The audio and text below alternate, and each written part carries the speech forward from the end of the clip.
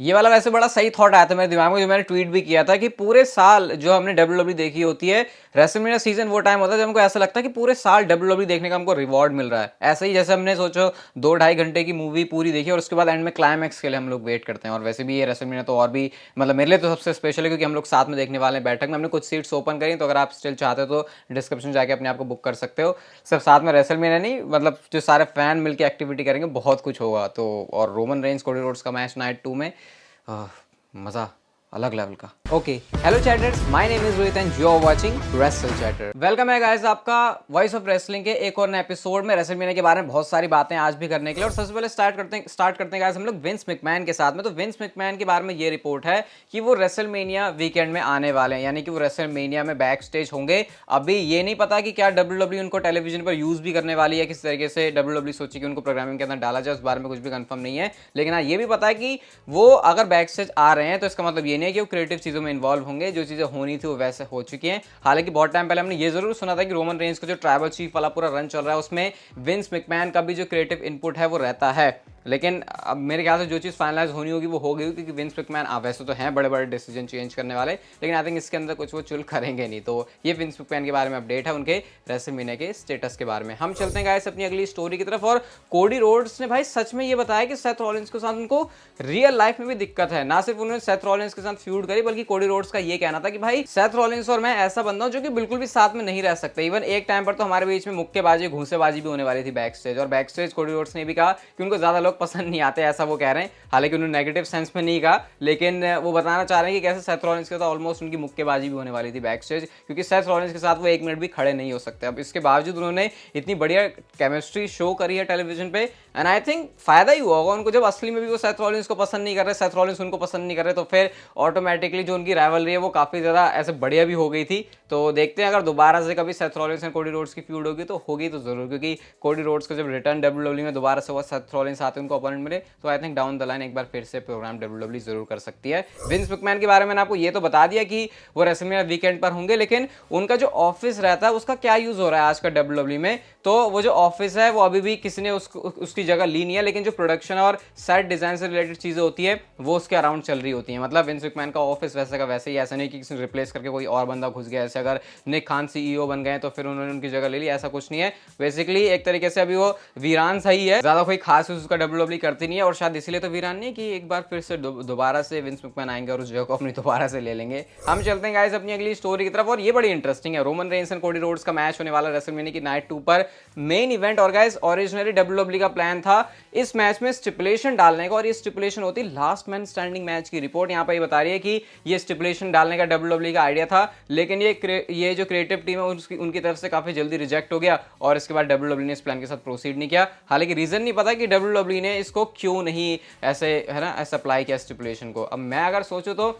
मेरे ख्याल से क्लासिक मैच ही सही रहेगा इनका, क्योंकि ऑलरेडी कोडी रोड्स की जो पूरी स्टोरी है वो उसी हिसाब से है, और स्टिपुलेशन डाल के ये तो मतलब और ज्यादा बढ़िया होता, लेकिन फिर भी एक प्योर वाला जो नॉर्मल मैच होता है उसकी भी एक अलग फीलिंग होती है। और रेसलमेनिया का मेन इवेंट है तो फिर शायद उसको थोड़ा क्लासिक रखने के लिए, ट्रेडिशनल रखने के लिए भी एक आइडिया हो सकता है। लास्ट मैन स्टैंडिंग मैच वैसे फर्क नहीं पड़ता किसी को, लेकिन डब्ल्यूडब्ल्यू फिलहाल इसको नॉर्मल मैच ही करने वाली है। रेसलमेनिया 39 के लिए डब्ल्यूडब्ल्यू ने लॉस एंजलिस वाली लोकेशन को ही क्यों चुना, इसके अलावा किसी और जगह पर क्यों नहीं गया, इसके पीछे एक बड़ा इंटरेस्टिंग रीजन सामने निकल कर आया। और रीजन ये है कि डब्ल्यूडब्ल्यू चाहती है कि वो काफी ज्यादा जो क्राउड है वो इकट्ठा करे, काफी ज्यादा उनके बिजनेस के बारे में बातें करे, जो टर्म है बिजनेस टू पिकअप करके यूज की जा रही है यहाँ पे, कि डब्ल्यूडब्ल्यू इस वाले प्रीमियम लाइव इवेंट से, इस रेसलमेनिया वाले शो से इतनी अटेंशन ग्रैब करे कि उनको इसको सेल करने में आसानी है। और ये एक बहुत मेजर रीजन है कि डब्ल्यूडब्ल्यू ने लॉस एंजलिस में रेसलमेनिया को क्यों करवाया। हालांकि हॉलीवुड वाली थीम है वो भी एक सेंस बनाता है इसका, लेकिन ये एक बहुत बड़ा रीजन था, क्योंकि डब्ल्यूडब्ल्यू चाहती है कि उनका जो इंप्रेशन है कंपनी जिसको बेचना चाह रही है उनके सामने अच्छा पड़े। तो देख लो भाई कितने लंबे लंबे यहाँ पर जो दिमाग है वो दौड़ा दिए जाते हैं, और रेसलमेनिया का कैलिफोर्निया लॉस एंजलिस होने का ये एक रीजन है। एलए नाइट के बारे में गाइस एक इंटरेस्टिंग बात पता चली, और उन्होंने खुद से अपने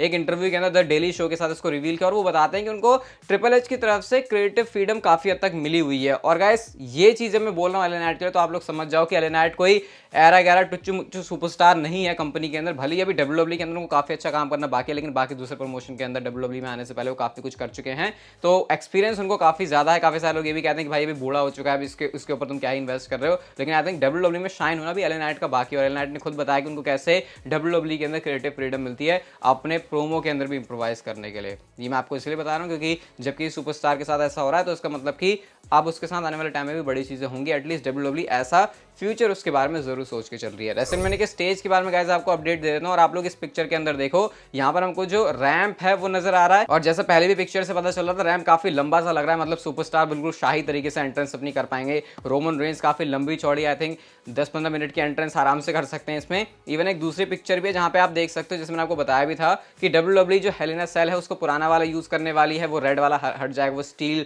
डिजाइन वाला दोबारा से वापस आएगा। तो आप लोग यहाँ पे देख सकते हो, थोड़ा सा आपको रिंग के अंदर देखना पड़ेगा अगर दिख नहीं रहा होगा तो। ये जो स्टील केज है हेल इन अ सेल वाला जो मैच है एज और डीमन फिन बैलर के बीच में, उसके लिए डब्ल्यूडब्ल्यूई ने उसको सेट भी कर दिया। अब होने में भी कम टाइम रह गया वैसे रेसलमेनिया, अपने आप को भी अपने को भी बैठक के लिए प्रिपरेशन वगैरह करनी है, तो पैरेलल चल रही है चीजें, एक तरफ कंटेंट वाली चीज अलग और बैठक वाली चीज अलग, बट एक्साइटिंग तो बहुत ज्यादा होने वाली है रेसलमेनिया। अगली स्टोरी की तरफ गाइस हम लोग चलते हैं, और ज़ेरो न्यूज की तरफ से एक ट्वीट आता है जहां पर उन्होंने जीआईएफ का यूज किया हुआ है, और ये बहुत ज्यादा इंटरेस्टिंग है। अब ज़ेरो न्यूज के बारे में आपको बता देता हूं कि ऐसा सोर्स है जो कि सही बातें भी बताता है, गलत बातें भी बताता है, मिक्स यहाँ पर चीजें रहती है। मैं ज्यादा बोलूंगा कि हाँ, रिलायबल सोर्स की लिस्ट में इसको ऊपर ही रखा जाएगा, ऐसा नहीं कि भाई हमेशा ही ज्यादातर बातें गलत आ रही हैं। 70-30 का मुझे रेशियो यहाँ पे लगता है। तो उन्होंने यहाँ पर इस जीआईएफ को पोस्ट किया हुआ है जहां पर रैंडी ओर्टन कोडी रोड्स को फिनिशर लगा रहे हैं। अब इसका क्या मतलब है, इसका अगर आप सेंस बनाने की कोशिश करो तो भाई एक ही समझ में चीज आती है कि कोडी रोड्स रेसलमेनिया के अंदर जीतने वाले हैं चैंपियनशिप, और जब वो चैंपियनशिप जीत जाएंगे तो उसके बाद रैंडी ओर्टन इंटरफेयर कर देंगे कोडी रोड्स को,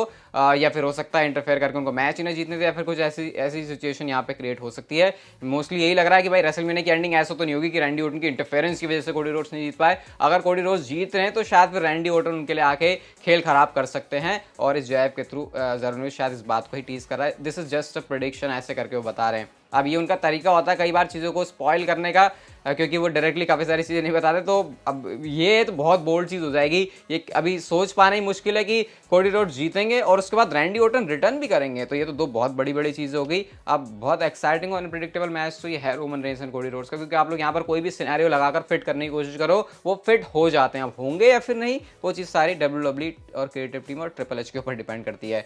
रेसलमेनिया से डब्ल्यूडब्ल्यूई कितने मोटे तगड़े पैसे छाप रही है स्पॉन्सरशिप से, आप लोग ये ट्वीट देख सकते हो रेसल ओप्स का यहाँ पर लिखते हैं कि the sponsorship revenue for WrestleMania 39 this weekend has doubled to more than $20 million, a record for any WWE event according to WWE SVP Craig, मतलब ये किसी ने स्टैट बताया। तो मतलब कि डब्ल्यूडब्ल्यूई का अब तक रिकॉर्ड है। अब भाई बात तो बनती है ऐसी वाली, क्योंकि हॉलीवुड वाली डब्ल्यूडब्ल्यूई की थीम है रेसलमेनिया की, उसको वो बड़े स्केल पे दिखाना चाहते हैं, तो पैसों की कमाई में तो डब्ल्यूडब्ल्यूई पीछे बिल्कुल भी नहीं रहती है। हम चलते हैं गाइस हमारी आज की नेक्स्ट फाइनल स्टोरी की तरफ, और अपने मेन इवेंट के अंदर है, तो मेन इवेंट के बारे में बात होगी। Roman Reigns and Cody Rhodes के मैच के बारे में गाइस एक चीज सामने आई है, और रिपोर्ट यह है कि डब्ल्यूडब्ल्यूई की जो क्रिएटिव टीम है उसने रोमन रेंस और कोडी रोड्स का जो मैच है उसकी लेंथ को 30 मिनट से ज्यादा रखा हुआ है। क्या ये बात बहुत ज्यादा शॉकिंग है? वेल, है भी और नहीं भी। अब रोमन रेंस यूजुअली आपको पता है रिसेंटली जब भी मैचेस कर रहे हैं तो काफी ज्यादा स्लो पेस से फिर हार्ड हिटिंग, और देन बिल्कुल एंड में जो क्लाइमैक्स वगैरह आता है वैसी चीज होती है। तो रोमन रेंस के मैचेस के जैसे पैटर्न है, मेरे ख्याल से 30 मिनट्स का मैच बहुत अच्छा हो सकता है।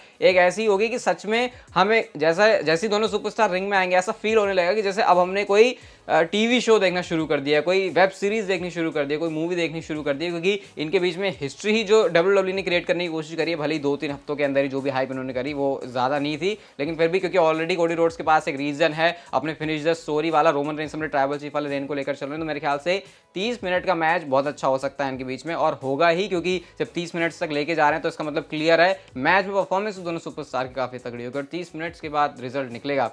एंड देखते हैं फिर वो कोडी रोड्स के पक्ष में रहेगा, फिर रोमन रेंस के प्रेडिक्शन वीडियो बहुत जल्दी आएगी इसके बारे में। बाकी बैठक के बारे में अगर आप अभी भी आना चाहते हो तो डिस्क्रिप्शन में आपको लिंक मिल जाएगा। ये वीडियो गाइस अगर आपको अच्छी लगी तो इसे like share subscribe notification bell को ऑन कर दो, and see you guys in my next video.